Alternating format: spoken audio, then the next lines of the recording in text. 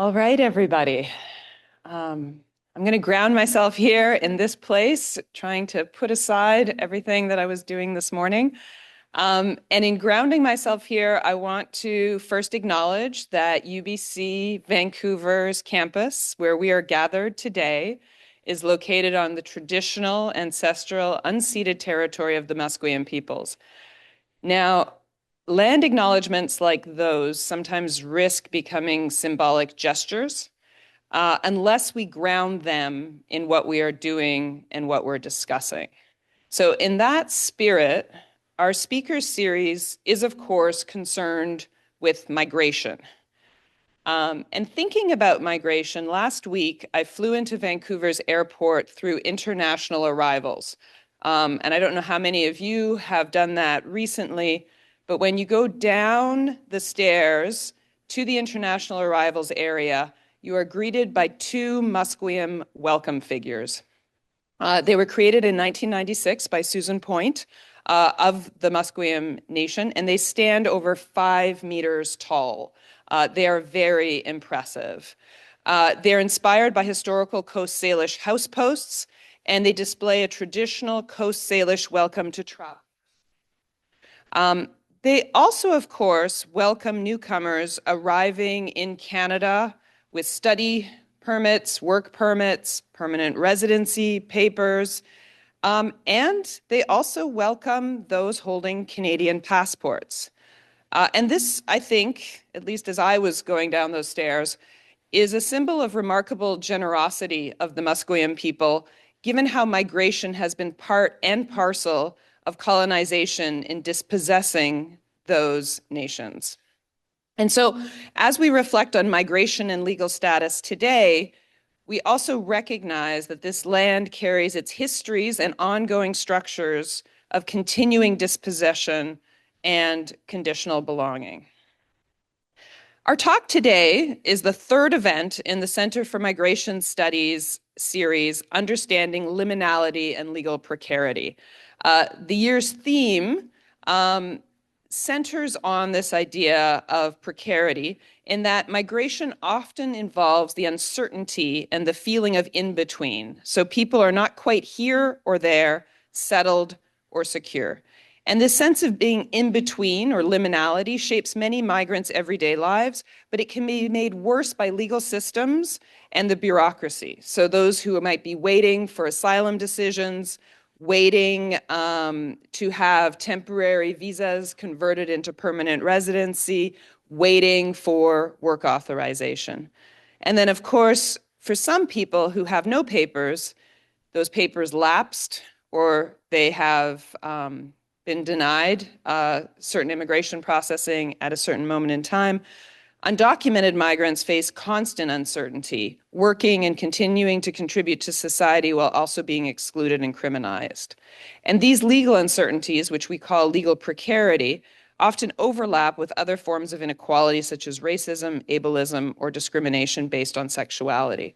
So our series wants to highlight this legal precarity and liminal belonging, but we also want to highlight the resilience, the creativity, and the strength that people show in navigating these challenges. So that is the theme that is bringing together our speakers this year. My name is Irene Blumrad. I am the co-director of the Center for Migration Studies, and it is my absolute pleasure to welcome all of those here in person in this rainy Monday in Vancouver, and also to welcome those who are online. This is a hybrid session, so when we do Q&A, we'll be having both questions from our in-person audience as well as questions from our online audience, which is going to be ably managed by our communications specialist, Marie Frileux. Please bear with us, especially those online, as we might have to negotiate some of the technical challenges of doing hybrid talks. For our third talk this series at CMS, I'm absolutely delighted to be able to introduce Delphine Nakache, who is a lawyer and a professor in the Faculty of Law, French Common Law section at the Université d'Ottawa. She holds the University Research Chair on Migrant Protection and International Law. And Delphine comes with both a concern about law, expertise in actually researching migration by doing empirical work on the ground, but also a deep and abiding commitment to community and making sure research matters to community and getting questions that we should all approach as researchers from community. Her work focuses on improving protection for the most precarious groups of asylum seekers, temporary migrants, and immigrants. She has a concern with human rights, both here and abroad, and her work, which has been published in English and French, bridges the academic research and public policy. And this morning over breakfast, we were talking a little bit about the joys and frustrations of interacting with government policymakers and sort of what room there might be or not be for making change there. As I mentioned, she also engages with civil society representatives and has consulted for both governmental and intergovernmental institutions. Today, she will be talking to us about the regularization maze, how Canada's temporary migration system manufactures precarity. Please join me in welcoming Delphine.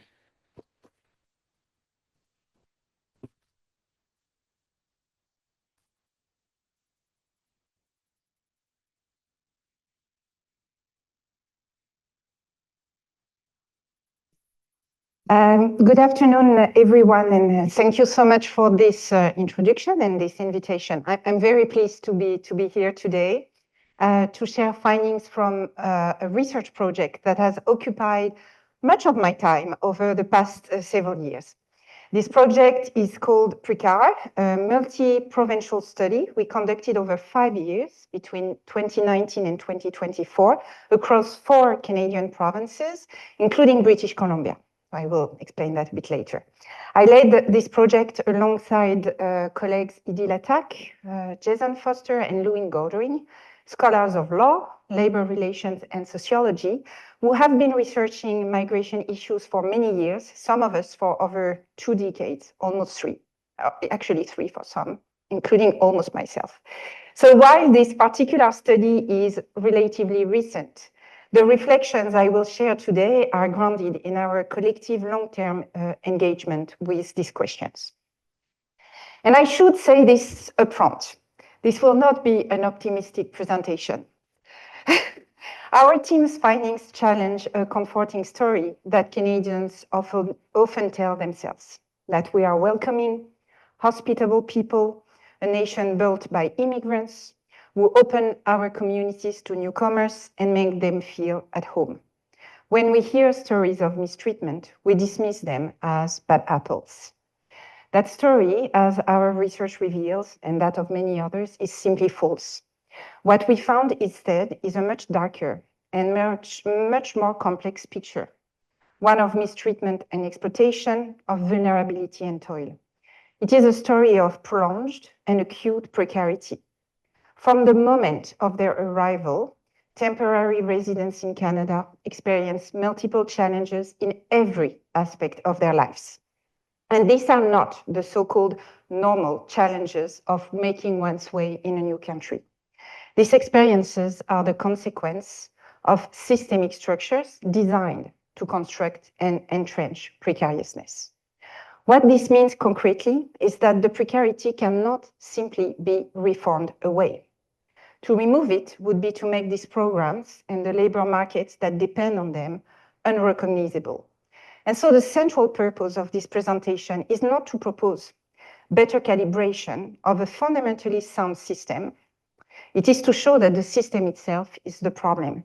And I say this, believe me, very reluctantly, as someone whose career has always been oriented toward policy reform, but who has come after several years of research to a more sobering conclusion.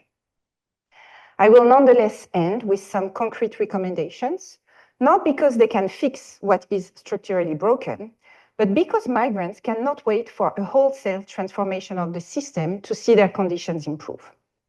But before going further, I want to acknowledge that this research would not have been possible without the many migrants who trusted us with their stories and the many practitioners and civil servants who share their expertise. Their voices are at the heart of everything I will present today. So here is the roadmap for today's presentation. I will begin by setting the context, because to understand why this research matters, you need to understand just how dramatically Canada's immigration landscape has transformed over the past 2 decades. Then I will introduce the PRECAR project, why we undertook this research, what questions we were trying to answer, and how we went about it methodologically. This is important because our approach was purposively it's always difficult in English, decompartmentalized. We didn't just study one category of migrants or one pathway. We wanted to capture the full complexity of how people actually move through the system. The heart of the presentation will focus on our key findings about status trajectories, how frequently status changes, how often people lose status despite entering legally, and what pathways people attempt. Then I will dig into the 3 interconnected mechanisms we identified that work together to produce these outcomes. The first one that we call the rejection cycle, the second one, the temporary protection trap, and the rights gap. For each mechanism, I will share case studies from our interviews that bring the data to life. Finally, I will conclude with some reflections on policy implications. So let's begin with the context. Let me start by painting the big pictures. For decades, Canada positioned itself as what Catherine Dauvergne in the room calls a settler society, a nation built through permanent immigration. The points-based system embodied this vision perfectly. Skilled immigrants were selected abroad based on human capital criteria and admitted directly as permanent residents. They were, in effect, future citizens from the moment they arrived on Canadian soil.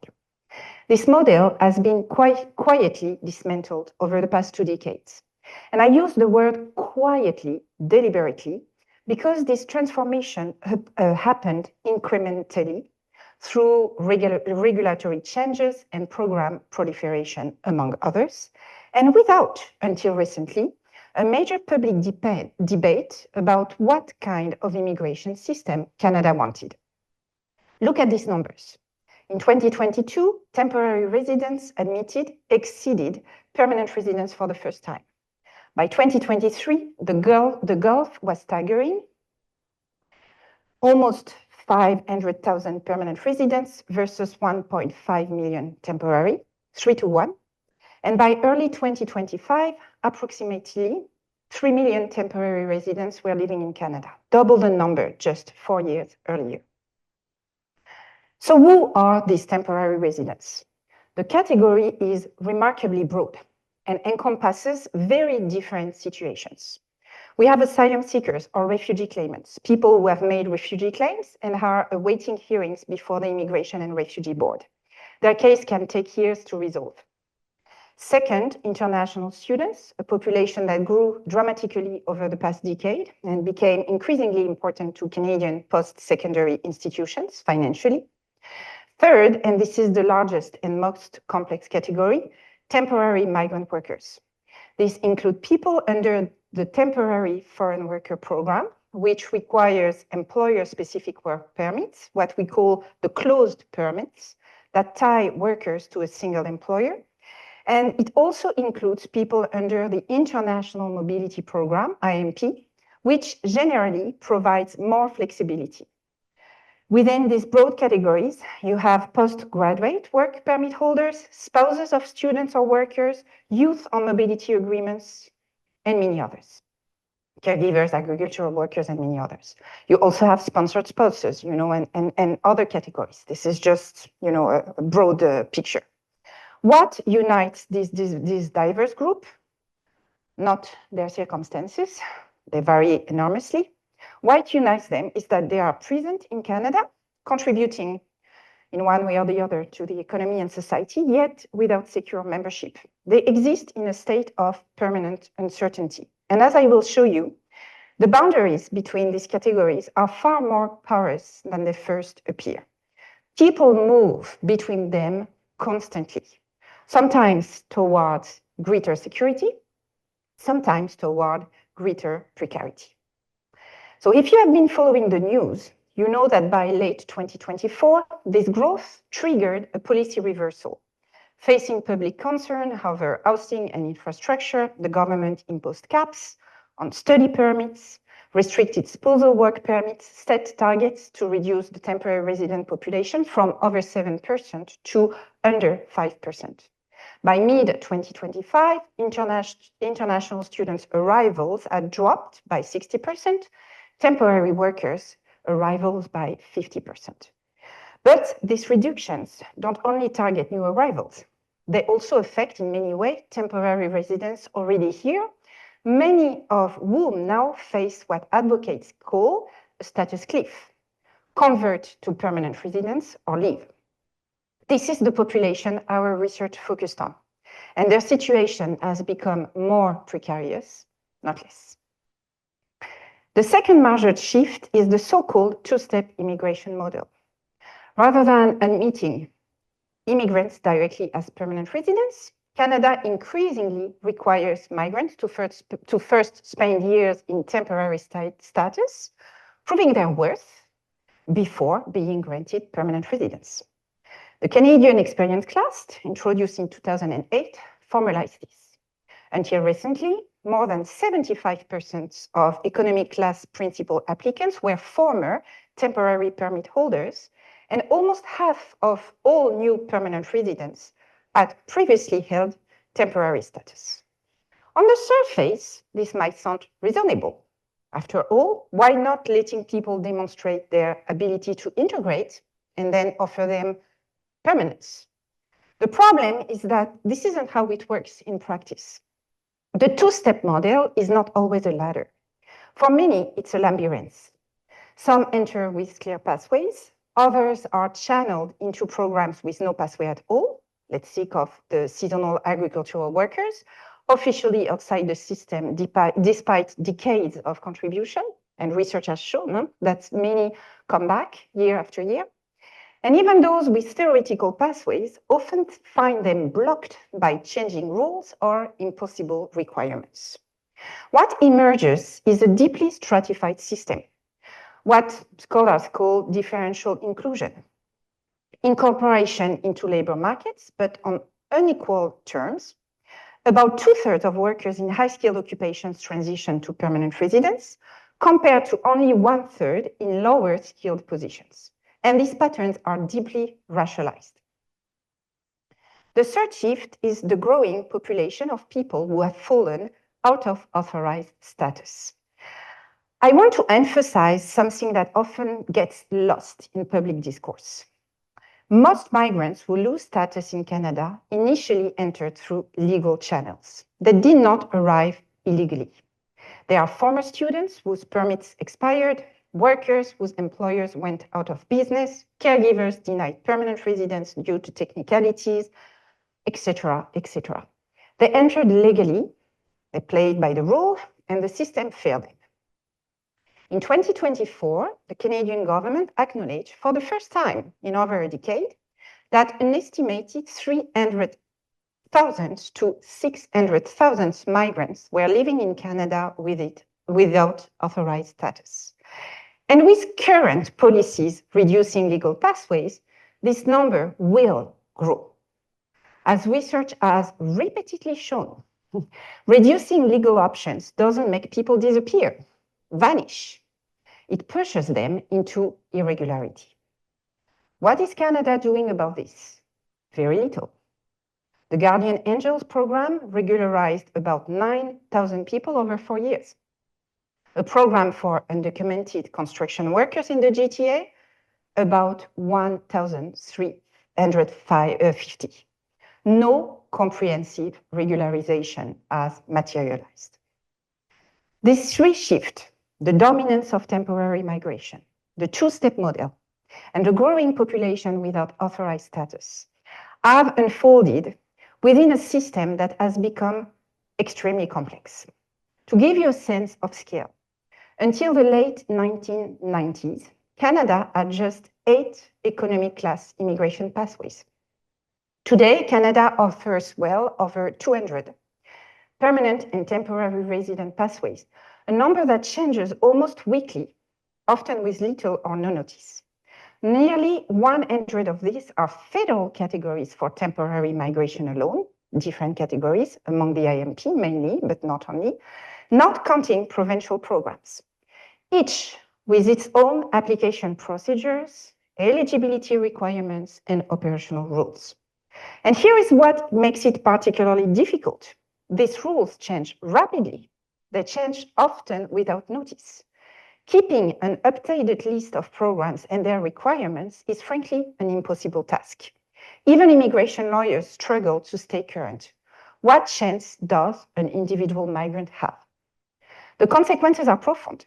Information asymmetries, constant uncertainty about future rules, and what Villegas called hyper-documentation, the endless production of paperwork to prove one's right to remain. Most significantly, in this labyrinthine environment, the complexity itself becomes a mechanism for producing precarity. There are so many ways to fall out of status. Missed deadline, rejected application, employer who doesn't renew your sponsorship, a rule that changes, that makes you suddenly ineligible. That temporary status and lack of status have become increasingly interrelated. This is the context in which our research took place. So now, after this long introduction, let me tell you more about the project PRECAR itself, the PRECAR project. So the PRECAR project is a project funded by Canada's Research Council, which included researchers from law, sociology, and labor relations, several graduate students, and 12 community partners across 4 provinces: Quebec, Ontario, Alberta, and British Columbia. So why did we undertake this research? Research-wise, what gaps were we trying to fill? There was already substantial scholarship on specific groups of temporary migrants. We know, for example, that workers on closed work permits face significant vulnerabilities. The power imbalance created by being tied to a single employer has been very well documented in the Canadian context. We also have growing research on transitions to permanent residence, showing that even when pathways exist, they are often difficult to navigate, as I discussed earlier. But some gaps remained. First, trajectories. Most research focused on single transitions: student to worker, worker to permanent resident. We knew little about how people actually moved through the system over time, including periods of losing status, failing, and trying again. So that's the first reason. Second reason, actors, employers, consultants, lawyers, settlement agencies, family networks, etc. We knew they mattered, of course, but research examined or tended to examine them in isolation. We needed to understand how they interact and how those interactions support or constrain migrants' paths. Third, lived experience. We had, of course, a lot, but we lacked understanding of how migrants themselves make sense of these journeys, their strategies, their setbacks, the meaning they attach to different statuses. Fourth, access to rights. Research had examined barriers in health or employment, but less attention had been paid to how access shifts as people move across statuses and how this shapes life decisions. And finally, context. Compared to the United States and Europe, the question of migrants without status remained and still remains understudied in Canada, with most relying on small samples in specific areas, health mainly, or focused on 2 cities, mainly Toronto, Montreal, mainly. To address this gap, we really adopted what I referred to before as a decompartmentalized approach. So not one category, multiple statuses, not one transition, full trajectories, not one city or province, 4 provinces and multiple cities in each province. We wanted to see how the pieces fit together and how changes in one part of the system ripple through to affect people in others. We had 3 questions that we addressed.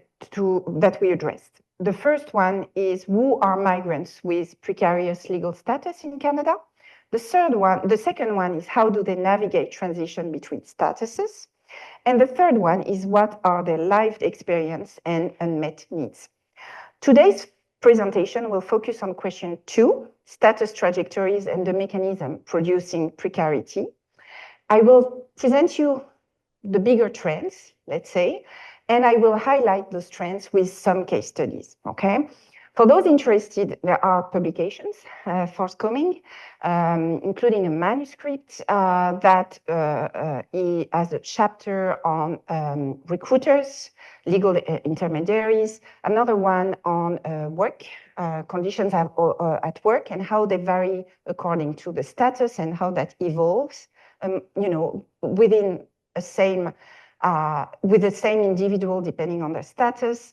There is also a chapter on the work of status, and so many detailed questions, I would say, that help answering some of the questions that we had. We also have a community report on its way. We have also several articles, and all of them will be open access. It is important for us, so please feel free to reach out if you are interested. So let's talk about the conceptual framework. If you remember the children's board game, Chutes and Ladders, called Snakes and Ladders in some countries, you roll the dice and you move forward, but you might land on a ladder that shoots you ahead or a chute that sends you sliding back. Migration trajectories work in a remarkably similar way.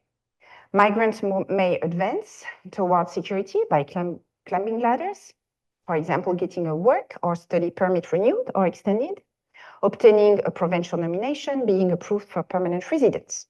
Or they may experience setbacks by sliding down chutes, having an employer rejected, losing employer sponsorship, falling out of status entirely. And these trajectories are rarely linear.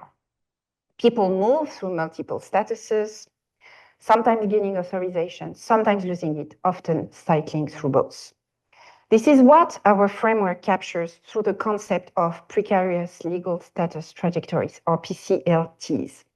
This is a concept developed by my colleague Louine Goldring, who is involved in this project, but Louine developed this concept in collaboration with Patricia Lendolt over the past decade. And the idea is that you cannot treat immigration status as a fixed category. Student, worker, refugee claimant, undocumented. You have to examine how people actually move through the system over time through these unpredictable sequences of gains and setbacks. So what produces these non-linear trajectories? The key mechanism is what Goldring and Lendolt called conditionality. Conditionality refers to both the conditions required for presence in Canada, number 1, and the conditions for accessing employment, services, and social supports. And these conditions are not simply imposed by the policy from above. They are dynamically shaped through encounters with employers, brokers, legal advisors, and other actors. Conditionality operates in several interconnected ways. Status is always provisional and revocable, what scholars call probationary immigration. Even permanent residence and citizenship can be lost. Categories multiply, each with different bundle of rights, creating complex hierarchies, what Vetter calls bureaucratic functioning. And as we saw earlier, people included in the labor market, but on deeply unequal and racialized terms. This is differential inclusion. Together, this mechanism produces what we call institutionalized legal status precarity. And what does it mean concretely for migrants? At least 2 things. First, an enormous investment of time, money, and emotional energy simply to maintain or improve one's status, what scholars call the work of status, And second, a cumulative harm produced by administrative processes themselves, what has been called bureaucratic violence. And crucially, these effects don't disappear once someone obtains permanent residence. They persist, sometimes across generations. So why does this framework matter? Let me highlight 3 implications, and then I move on to the findings. First, it's important policy-wise. The same policy can function as a ladder for some and as a chute for others. Consider a pilot program that offers permanent residence to workers who meet specific criteria. For those who fit exactly, it's a ladder. But for someone who is 1 month short of the required work experience or just below the language threshold, that same program can become a chute. It closes off options without providing a path forward. Second, precarity. Yes, precarity. Sorry, I had some issues with some of my slides, totally my fault.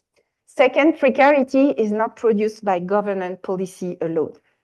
It is shaped by multiple actors, as we have discussed already, all of whom play a role in determining whether someone climbs a ladder or slides down a chute.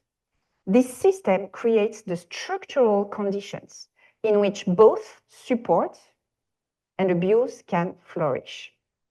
Third, and this is crucial for avoiding a purely victimizing narrative, migrants exercise agency within these constraints. They strategize, they adapt, they navigate. Our research was designed to capture both the structural constraints and the agentic responses. So in short, this framework moves us beyond simple binary distinction, documented, undocumented, temporary, permanent, towards a continuum of precarity, where rights and protections vary enormously depending on the circumstances. Okay, so, yeah, that's it. So I already talked about the 3 interconnected research questions. Sorry, I got confused in my notes. Conceptual framework is done. So let me talk about the methodology now. So as I mentioned, we conducted multi-sited interviews between October 2019 and June 2022, overlapping with the COVID-19 pandemic, which is the subject of another presentation. Our 4 provinces, Alberta, British Columbia, Ontario, and Quebec, account for over 90% of Canada's temporary resident population. We worked in major cities, Calgary, Edmonton, the GTA, Montreal, Vancouver, but also smaller ones like Brooks, Nanaimo, Quebec City, and Windsor. We interviewed 148 migrants from 35 countries and 62 key informants, lawyers, settlement workers, healthcare providers, community advocates, and municipal civil servants. Our inclusion criteria for migrant participants. They were designed to capture the experience of precarious legal status trajectories. So participants needed to have been in Canada for at least 6 months, have ever been legally authorized to work, have experienced being out of status in some form, I will get back to that in a few minutes, and have attempted to obtain or maintain authorized status. The third criterion, having experience being out of status, deserves special attention. Remember, our research was interested in capturing all possible turning points into and out of precarity, gaining status, losing it, attempting to regain it. To do this, and following advice from our community partners, the inclusion criteria evolved, and we adopted a deliberatory broad definition. So out of status included not only people without authorization to stay or work, but also people who were on the verge of losing their status. And crucially, people who legally have the right to remain or work, but cannot exercise these rights in practice. And I will get back to that. As you will see, this last category, which I call the rights gap, turned out to be one of our most important findings. I should note that this inclusion criteria evolved considerably over the course of our fieldwork, a story in itself, which I'm happy to discuss later. A word about how we analyze this data. All interviews were systematically coded using NVivo. We also created detailed data matrices, one for each migrant participant, tracking over 30 variables, including all statuses held, regularization attempts, employment history, and periods without authorization. And for one, each key informant, tracking their expertise, sector, the types of application they handle. And we wrote narrative memos documenting each migrant participant's trajectory chronologically, trying to identify the turning points as well. This is what allows us to move beyond individual stories and map patterns across the 148 participants. Today, I will focus only on the migrant interviews. Our key informant data does provide invaluable insights into how the system operates from the insights, but it does inform other parts of our analysis. The patterns I'm about to present here come from the migrant participants themselves. I really want to emphasize the critical role of our community partners here. These partnerships were essential for building trust with a population that doesn't readily share their stories with university researchers, for refining our research questions to match people's actual experiences, and for understanding local services landscapes across the 4 provinces. This was truly community-informed research. Our partners were not just gatekeepers to participants, they were intellectual partners who shaped the project from design through analysis. So before diving into the trajectory findings, because you might find it long and you might want to know what we found finally, so I'm coming to it. Let me give you a sense of who we interviewed. Very briefly.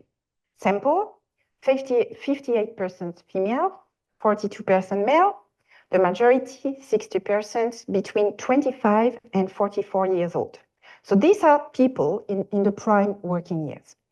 In terms of geographic origin, 55% came from the Southeast and South Asia, with the Philippines being the most represented country.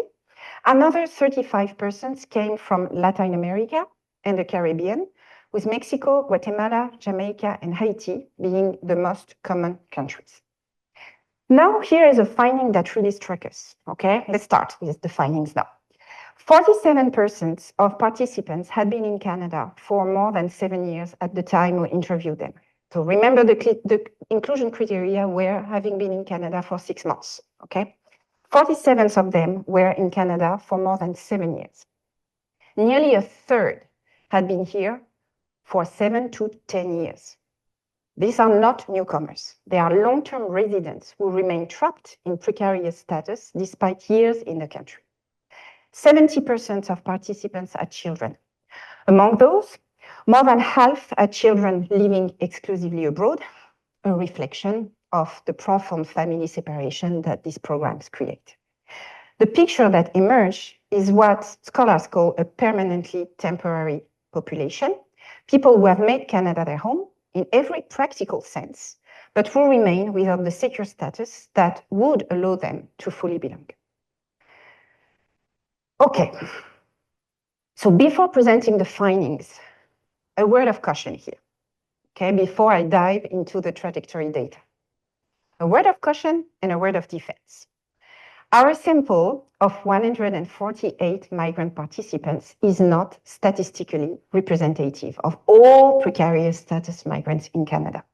The proportions and the patterns I will present should be read as tendencies within our sample, not generalizable statistics. However, I want to make 3 points in defense of what this data can tell us. Number 1, 148 in-depth interviews is a substantial sample for qualitative research.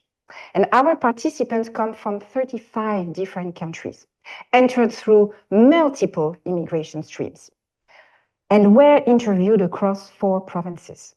This diversity strengthens our ability to identify patterns that cut across category. Second, the consistency of what we found is striking. The same migration dynamics emerged, whether we were talking to caregivers in British Columbia, agricultural workers in Ontario, or skilled workers in Alberta. Of course, with some variations. That's why we did the research, across different provinces. But when you see the same immigration patterns repeated across different contexts, it suggests something. It suggests that there are structural mechanisms rather than isolated cases. Third, our findings, of course, don't exist in isolation. They are corroborated by research. They are corroborated also by our 62 key informant interviews, lawyers, settlement workers, advocates who collectively see hundreds of cases each year. And the limited quantitative data that does exist on transition rates points in the same direction. The conventions of evidence suggest that what we found reflects structural features of the system, not isolated cases. Okay, so now let me show you the transformation that occurred between arrival in Canada and the time of our interviews. These pie charts tell a striking story. On the left, status at arrival. 98% entered Canada through authorized legal channels. Most, 65%, on closed work permits. Another 18% as visitors, 10% as refugee claimants. Only 2 persons entered without authorized legal status, 2%. Now look at the right side, status at the time of interview. The distribution has changed dramatically.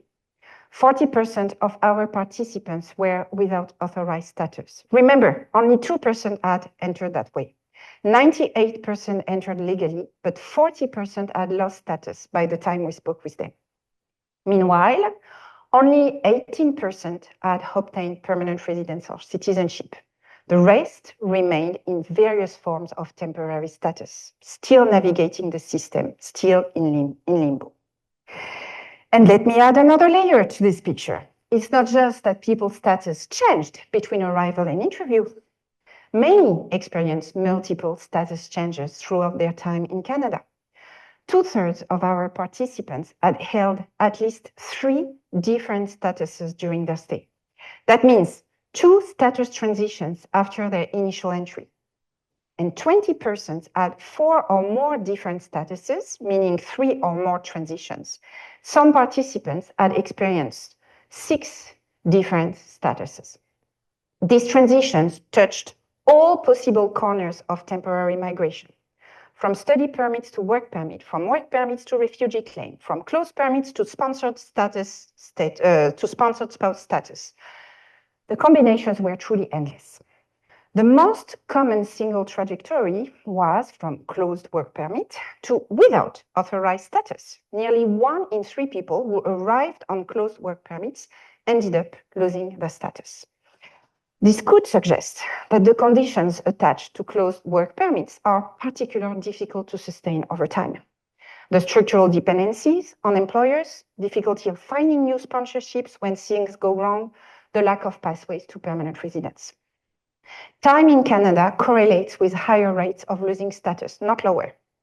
Among those who had been in Canada for 0 to 5 years, 26% were without status, but among those who had been here for 6 to 10 years, that figure rose to 55%. In other words, in our sample of participants, the longer they stayed in Canada, the more likely they were to lose their status, not less.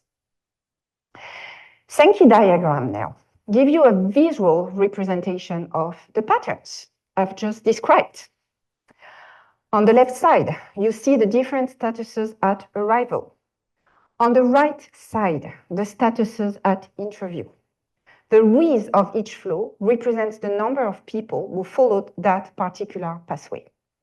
Through this diagram, I want you to notice a few things. First, look at the thickest flow. From closed work permit to without status, we just discussed. This is the pattern I described. Here you can see it visually. Second, notice how multiple entry pathways converge into without status. People who arrived as visitors, as refugee claimants with open permits, multiple streams, all flowing into the same precarious destination. Third, look at the flows that reach permanent residents or citizens on the right. They are very similar. One important note, this diagram captures only the status at arrival and the status at interview. It doesn't show intermediate statuses, the multiple transitions that happened in between. So what you are seeing here is really a simplification. The reality is even more complex. So what do these patterns tell us? People enter legally, and for many of them, fall out. And the longer someone remains in the system without achieving permanent residence, the more opportunities there are for something to go wrong. A permit that expires, an application that is rejected, an employer that closes a shop, a rule that changes, and so on and so forth. So we identified 3 interconnected mechanisms that produce this cycle. The first one is the rejection cycle. Migrants face some pathways to regularization. Some, we will see that in a few minutes, but most of them fail, and each failure deepens their precarity. The second one is the temporary protection gap. Emergency permits designed to protect vulnerable migrants actually ensure their return to vulnerability once the permits expire. And the third one is the rights gap. Migrants possess formal legal rights that they cannot exercise in practice, rendering their status as an empty chair. So together, this is these 3 mechanisms that keep people churning through temporary statuses, and they reinforce each other. So let me take you through each of one. So, how much time do I have? 10 minutes only? Okay. So the first one is the rejection cycle, okay? Let's start with the rejection cycle. This refers to failed attempts to obtain or maintain authorized immigration status. Permit renewals, new permit applications, applications for permanent residence through various programs, and refugee claims. Among the 147 participants who experienced status transition, 1 participant maintained the same status throughout, and so was excluded from this analysis. Nearly half had attempted and failed, okay? At least 1 regularization process. That's a striking number. These aren't people who simply let their status lapse. They tried to regularize, they filled application, they paid fees, they waited and they were rejected. Even more concerning, 44% of those who experienced rejection encountered multiple failures. They didn't give up after 1 denial. They tried and tried again, others through different programs.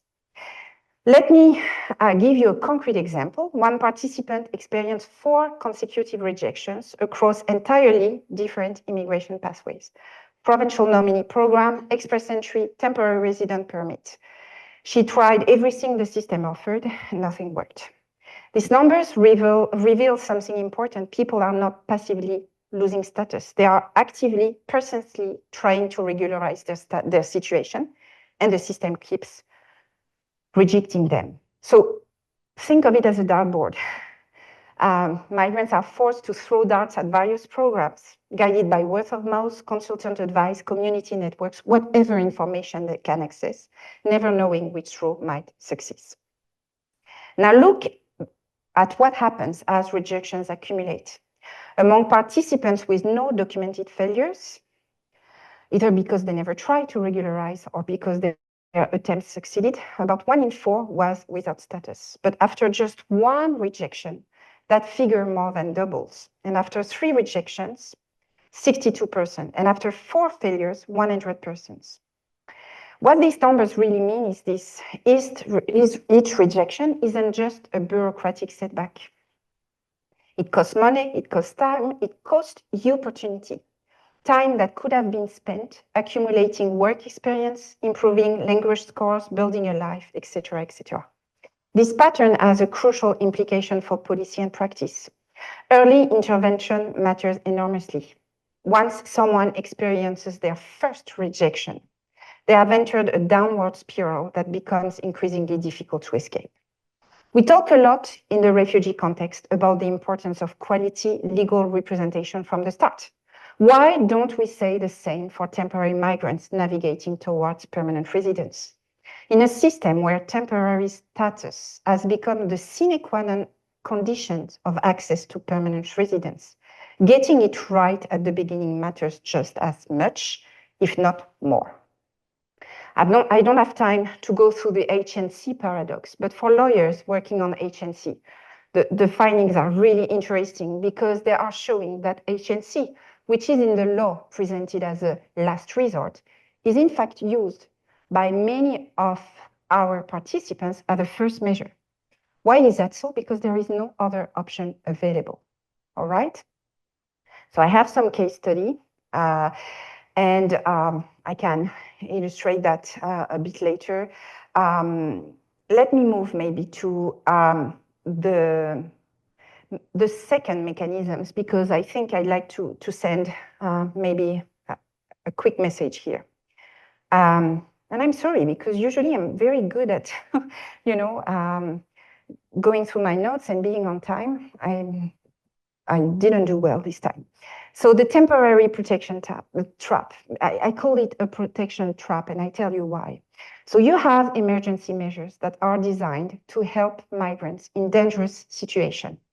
But as we try to demonstrate, those measures are only a band-aid. They return them to vulnerability. Canada's immigration system offers two main types of emergency protection. You have the open work permit for vulnerable workers, a permit designed to address the power imbalance created by closed work permits for workers on a valid work permit who are experiencing abuse at work. Okay? So to be eligible, you must hold a valid closed work permit, but the permit is valid for 1 year and generally not renewable. And you have the second type, which is the temporary resident permit, or TRP.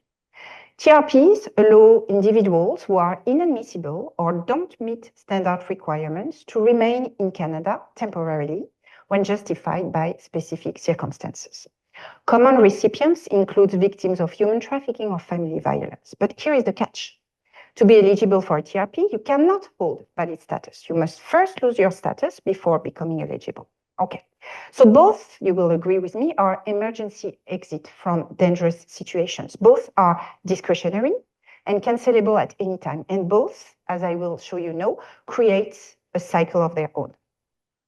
So what actually happened to people who access these protective measures? Our data is sobering, as you can see. Many of them actually lost status. Very few were able to get permanent residence. And so, although these are small numbers, I'm not again claiming statistical representativeness, the pattern is consistent with what we heard from practitioners and what the policy design would predict.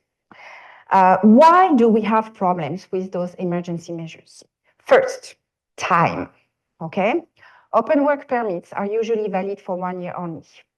TRPs are typically 6 to 12 months, and officers are reluctant to renew them. Recovery from exploitation requires far more time than this. Time for psychological healing, for legal proceedings against abuser, for rebuilding professional networks, for establishing financial stability. Second, the return to precarity. For example, when an open work permit expires, okay, remember, the main purpose of the open work permit is to allow you to leave a situation of abuse with an employer because you are tied to this employer. Okay, you are tied to this employer. Well, when your work permit expires, you must find another employer, but on an employer-specific work permit again. Okay, so the same structural dependency you were trying to escape in the first place. Third, time pressure that distorts decision-making. As expiry approaches, workers can't afford to be selective. They accept any available sponsorship, regardless of conditions, simply to maintain status. The very measure designed to help them escape exploitation pushes them towards the next exploitative situation. So I know I have to be quick, but I really want to share the story of Aruya, okay? Just to give you an idea of what it looks like. Aruya arrived from India in 2018 as a caregiver. Here, this is the different status that she got. Within months, she fled what she described as slavery-like conditions: unpaid wage for months at a time, illegal deduction, forced isolation, threats, and extreme work hours. Over the next four and a half years, she held 4 work permits, 1 study permit. She left not 1, but two employers due to civil abuse. Each time she fled, she faced a desperate search for a new employer willing to sponsor her. After leaving her first employer, she spent a year essentially homeless, sleeping on the floor in different people's homes while trying to find someone to sponsor her next work permit. Finding an employer wasn't just about earning a salary, it was about having a roof over her head. She tried different strategies to maximize her chances of eventually obtaining permanent residence. She applied for a part-time study permit, hoping that a Canadian diploma might later lead to a post-graduation work permit. She also sought closed work permits, trying to accumulate enough work experience to qualify for a PR program. 2021, after further exploitation, especially during COVID, she finally received an open work permit for vulnerable workers. During her open work permit, she found a new employer who treated her well. For the first time in years, she had some breathing room. But watch what happened when her 1-year open work permit expired and she transitioned back to a closed work permit with the same employer. Immediately, the day the closed permit was approved, the employer began demanding salary kickbacks. The power dynamic shifted the moment she became dependent on that single employer again. At the time of interview, Aurea continued working there, accepting wage safe as the price of maintaining status. She hasn't had time to recover from the multiple abuses she suffered. The open work permit gave her the 1-year relief she needed, but no path to security. And now she's back to where she started. Okay? So this story encapsulates the strict structural problems I just described. Okay? Then I have the final mechanism, which is what I call the rights gap. Okay? A profound disjuncture between formal legal entitlement and substantive access to those entitlements. So basically, you can think it like that. Migrants legally possess rights that they cannot exercise in practice. So this might sound a bit abstract, and let me make it more concrete. It does manifest in different ways, but let's think again, of the closed work permit trap. Okay? You have a migrant worker with a valid closed work permit. They have left their job. They have been terminated. From the state's perspective, this person retains the right to remain in Canada while their work permit is valid. Okay? They haven't done anything wrong. Their authorization hasn't expired. But here is the catch. They cannot work for anyone else without first finding an employer willing to support a new work permit application, including obtaining labor market impact assessment. The complexity, the expense of the LMIA process makes finding such an employer, honestly, very difficult, nearly impossible, especially for workers who left previous jobs under difficult circumstances. So you have someone with legal authorization to remain in Canada, but no practical means of subsistence. They can stay, they can't work. Their right to remain becomes what we call an empty shell, formally present, but substantively meaningless. Okay? So I will just give you this manifestation, the closed work permit trap, but you see that we have more. And I will just illustrate this with Enrique's story, just to, with concrete examples. So Enrique is a 28-year-old Guatemalan who had been studying law before financial constraints forced him to seek work abroad. He arrived in Canada in May 2019 with a 1-year work permit tied to a farm in Quebec. He was supposed to work as a kitchen catcher. The conditions were brutal from day one. 18 to 19 hours a week, sometimes for as little as $300 total. The promised wage of $13 per hour never materialized. After 6 months of exploitation, he fled to Toronto. Here is the paradox. He still had 6 months remaining on his valid work permit. He was legally authorized to be in Canada for another half year.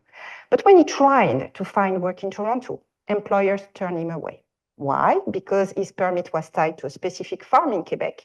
From employers' perspective, hiring him meant potentially legal problems. His legal right to remain had become meaningless without the ability to work.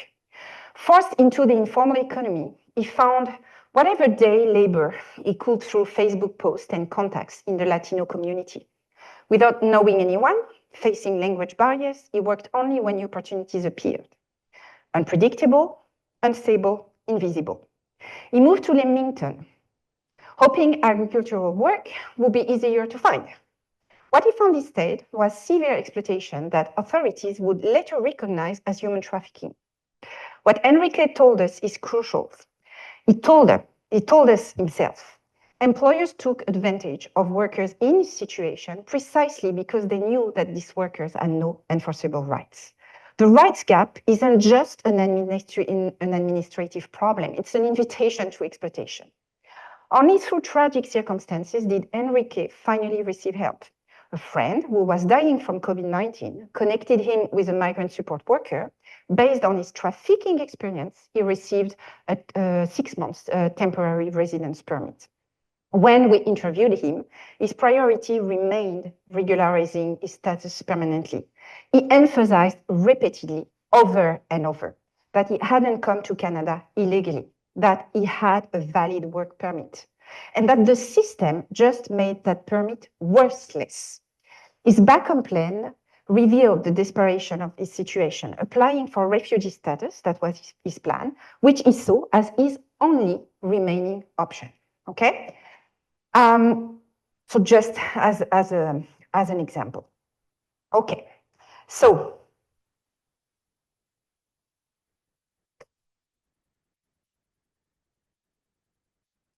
the gap does not only affect people on a closed work permits, and I can certainly elaborate more in the discussion part. But let me move very quickly to the conclusion because I know I abuse my time and I need to wrap up.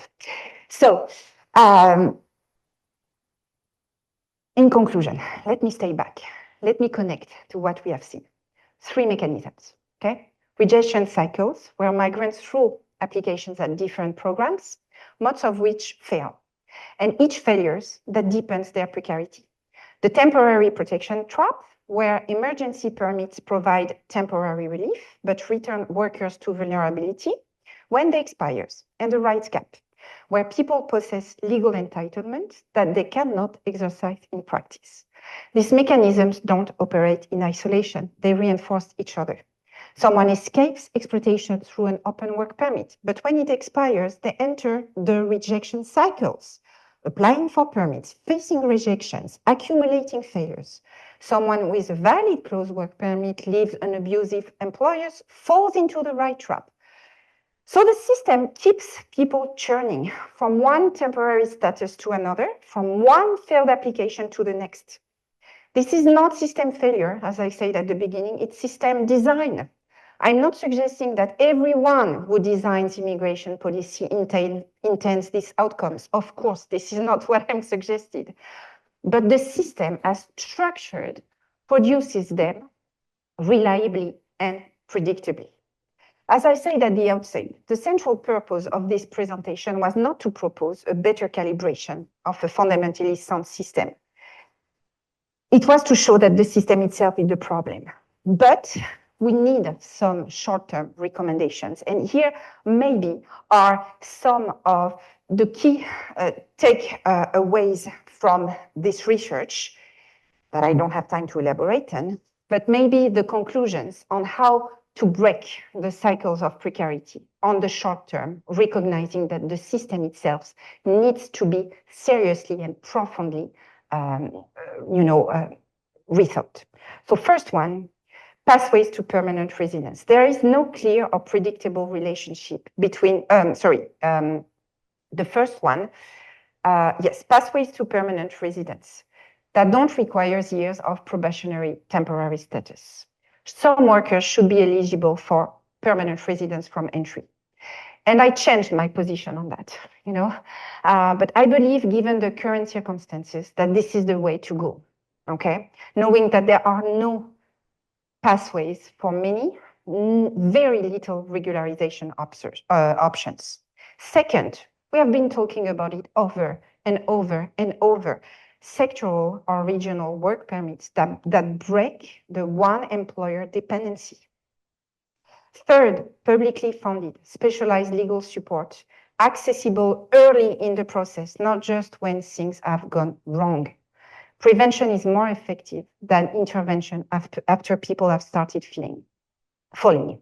Fourth, binding maximum timeframes for administrative processes. We didn't talk about that, but the third element, which was the rights gap, that's also, all the delays are part of the rights gap, of course.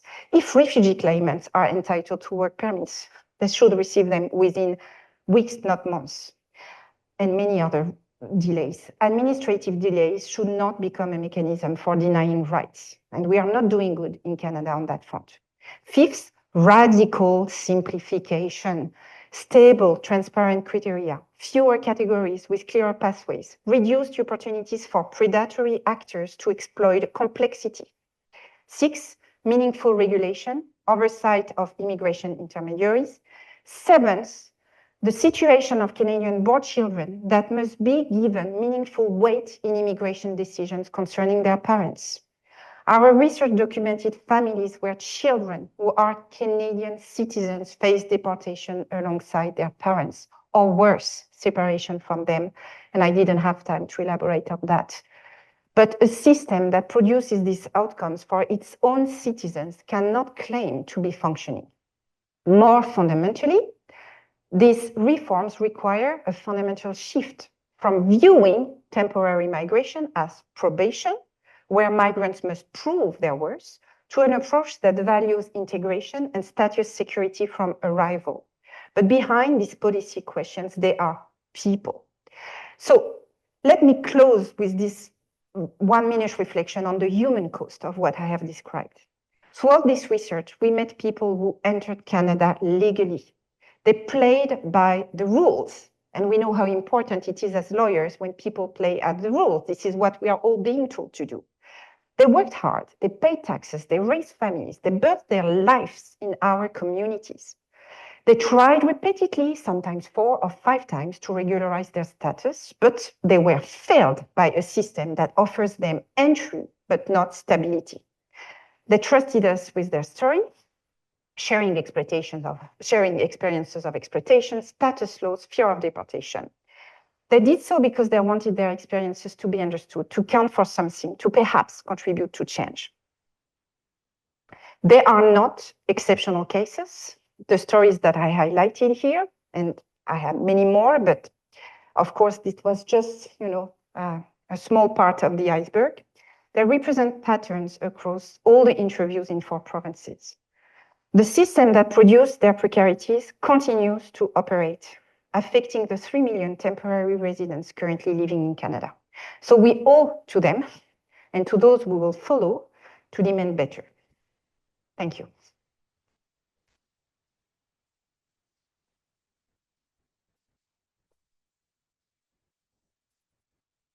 We'll move right into question and answer, and we'll take probably about 2 questions for people in person and then 1 from online. If you would like to have a question, reflection, brief reflection, raise your hand, and then you can just introduce yourself and share your question.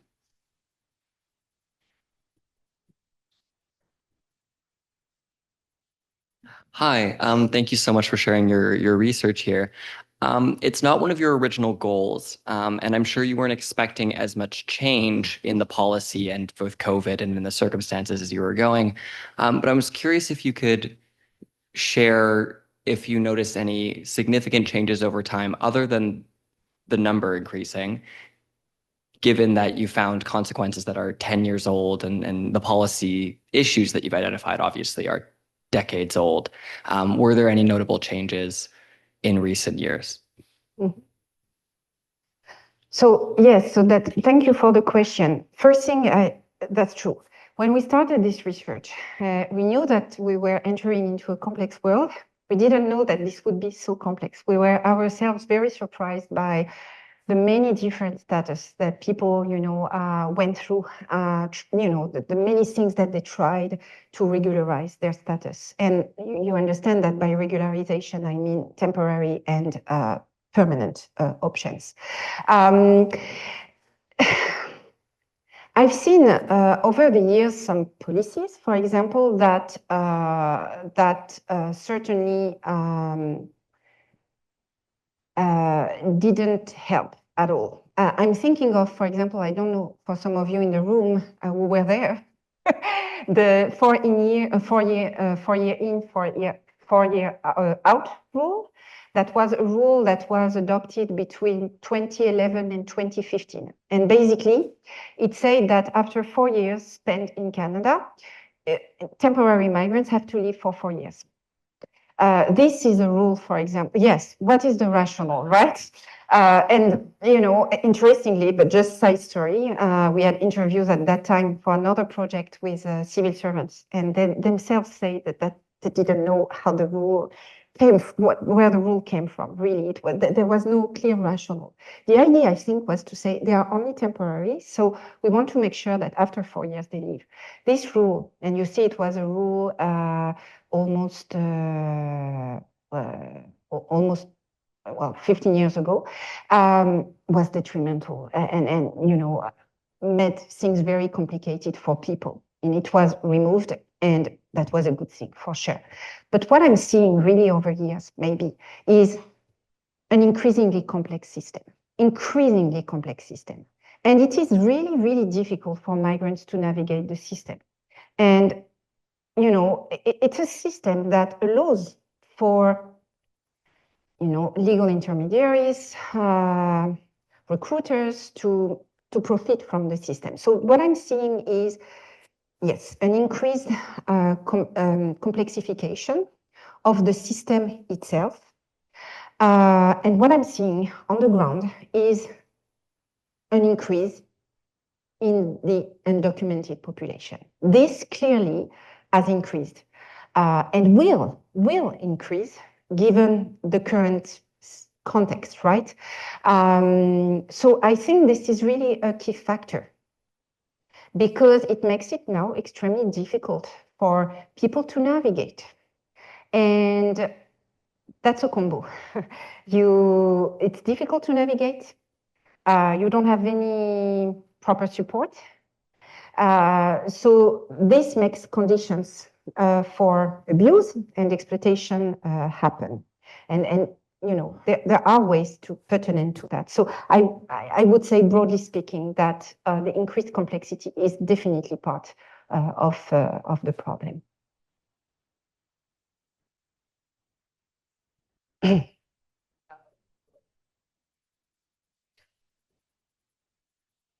Thank you very much. Hi, Delphine. I'm Catherine still. I have 2 questions. One is, I'm wondering if you could just say a little bit more about recruiting all of these migrants with actually quite a stringent set of criteria. How did the recruitment go, and what worked well and what didn't work well in that process? And then I have another question, which is really, I keep looking at the Immigration Refugee Protection Act and thinking this is really due for an overhaul. It's now older than the previous legislation was, and it has been kind of the long, and when you open it up, half of it's been repealed, the other half of it's just been covered up. So why is it that you think very significant policy changes are now being conducted without the kind of visibility that we saw through the 80s and the 90s when immigration policy change was something that was consulted about ad nauseum. And now it's like just very, very quietly, we'll stoke some public fear and then run a few ministerial instructions. Like, I don't understand really why successive governments are not interested in having a conversation about policy change. I don't necessarily expect you to have a definitive answer, but I'd be really interested in your speculation about that. Thank you for those questions, Catherine. I will maybe answer the second question first. My short-term answer, and I'm not, of course, I mean, uh, this is no surprise to you and to many people in the room. I think, sadly, immigration has really become a political win in Canada.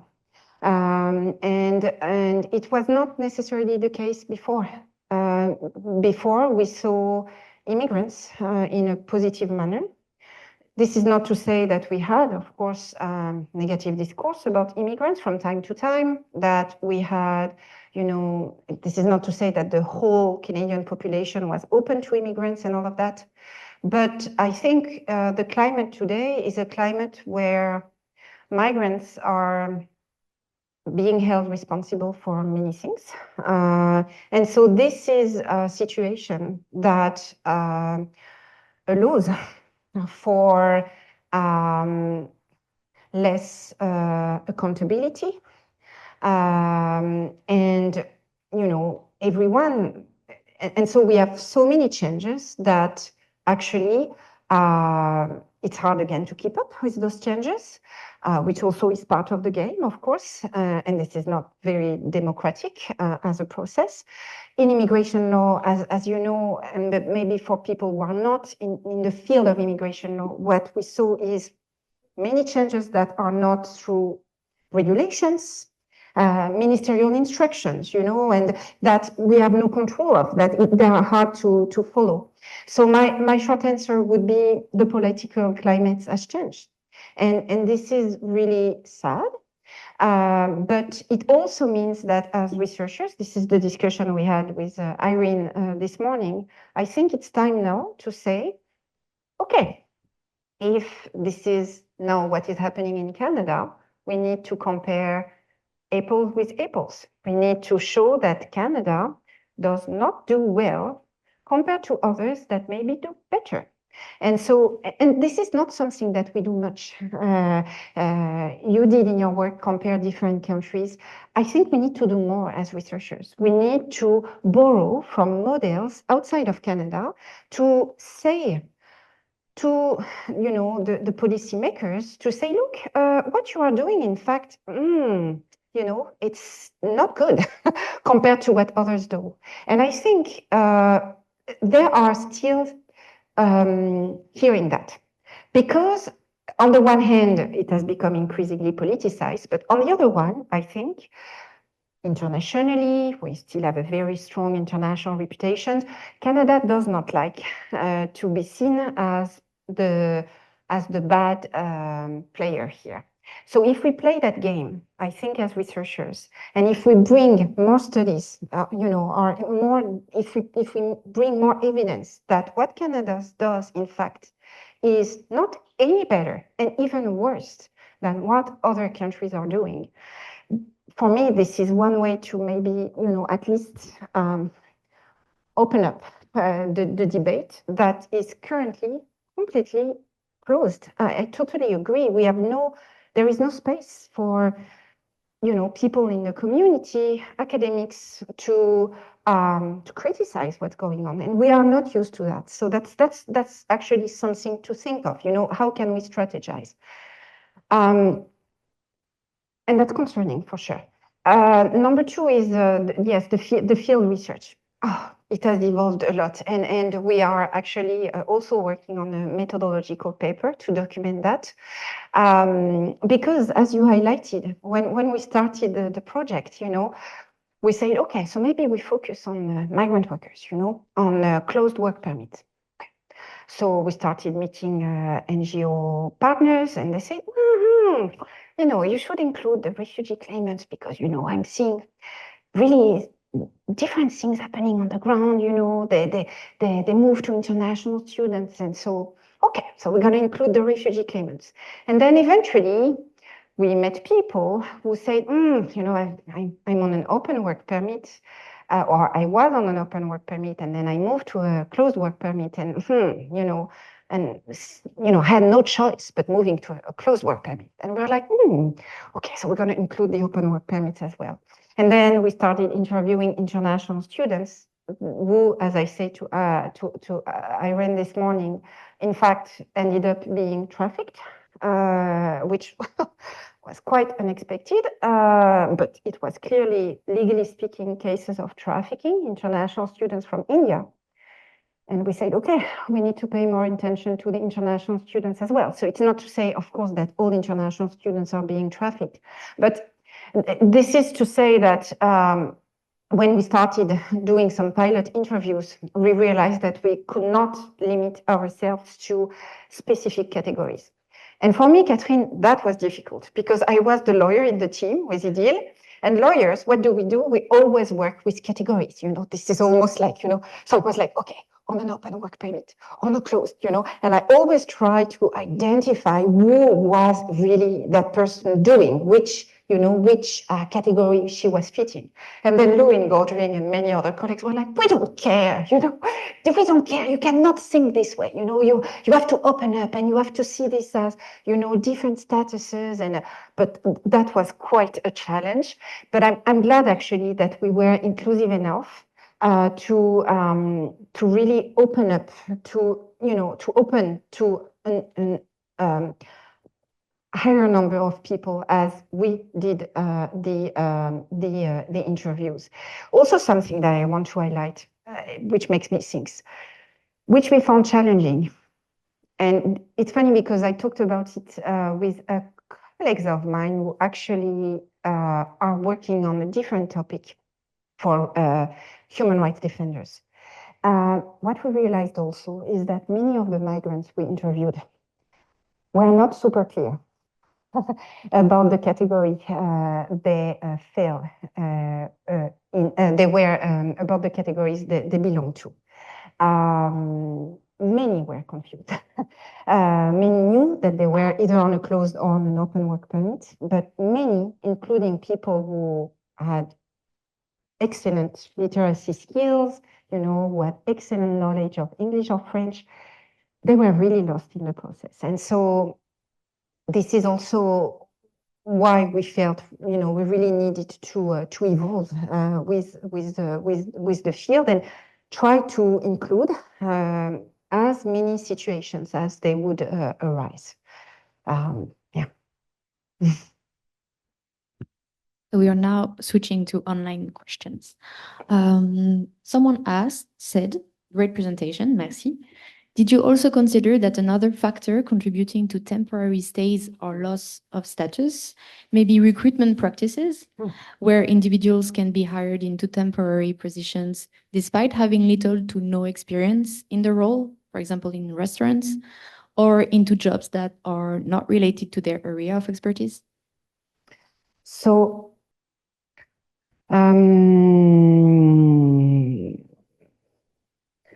the fact that, and this is, I think, something that research shows over and over, and that's why you may have seen, I'm not talking about lower skilled and high skilled workers. I'm working of workers in lower skilled and higher skilled occupations, because clearly there is a mismatch between the skills of the workers and the occupations that they are working on. There is clearly this mismatch.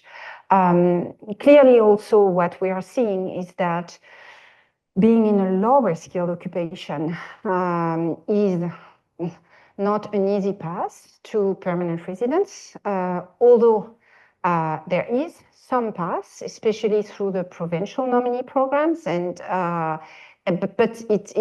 the opportunities are not there for sure as much as for workers in higher skilled occupations. So this is also a strategy for people, right? They come on a closed work permit, they work in the hospitality sector, and then to get access to permanent residence, they will try to get a better position that will allow them to apply, for example, under the Canadian experience class and so on and so forth. So there is certainly that. But at the same time, the reality is that there are needs for workers in lower skilled occupations, and that there is a mismatch between the official recognition for the need and the opportunities that are provided to them. What I'm seeing too in my research, and that's not part of this research, but something really that I think we should think of collectively is also people who are securing PR currently just for the sake of having a secure status, but who are not thinking of staying. French people, for example, a good example.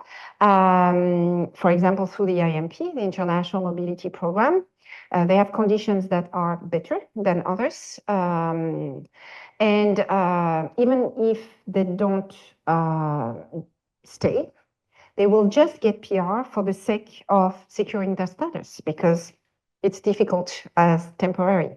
This, I think, should make us think of who we want as permanent residents. And the differential treatment, for sure, is one key element in that.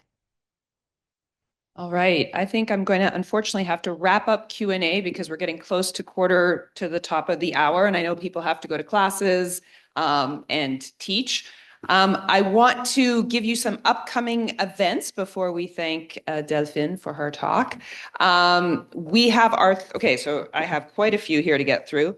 This was our third talk for our speaker series. Our fourth talk is going to be on March 2nd, so mark your calendars, a month from now. And we're going to be hosting Professor Margarita Mondacca. Margarita Mondacca is an occupational therapist specializing in mental health and human rights. She is focusing on populations facing vulnerability and marginalization in line with our theme, with a particular attention to disability and the ethical dimensions of vulnerability. So we invite you back to that, same place, same time. More present now, tomorrow, we are having a special session for students who are working on dissertation work with Heather Johnson and Debbie Liesel, who are here from University Belfast. They're going to be hosting this tomorrow afternoon at 2 p.m. in CK Choi. If you are interested, grad students, and you have not signed up, you are welcome to come. No preparation is needed. It's going to be a very sort of supportive session to talk through problems, any kind of issues, maybe talk a little bit about professionalization in terms of post-graduation pathways, but it can be anything from methodology writing to careers. So that is an open invitation for tomorrow afternoon. And another thing that I want to remind people, this one has a due date of February 16th, so we're looking at about 2 weeks, and this one comes with money, so pay attention. This is the CMS International Art Competition. So as many of you know, for a number of years now, the Center for Migration Studies has been running an international art competition. Past year winners have just produced amazing things focused on migration. First prize is a prize of 1,250 Canadian dollars. Second prize, 250. But even more important, you are going to get all of the support of our communications team to get your art out there in the world. So if you are somebody who sees themselves as an artist, please submit for that. And then finally, please do subscribe to our weekly update newsletter if you haven't already. We not only advertise our events, but we also advertise jobs, fellowship opportunities, calls for papers, conferences, etc. So for anybody who's working in the migration space, please do make sure that you are on our newsletter. And then I would like to ask you all to join me in thanking Delphine for her presentation, which is so valuable at this particular moment. And we'll see you next month, if not before.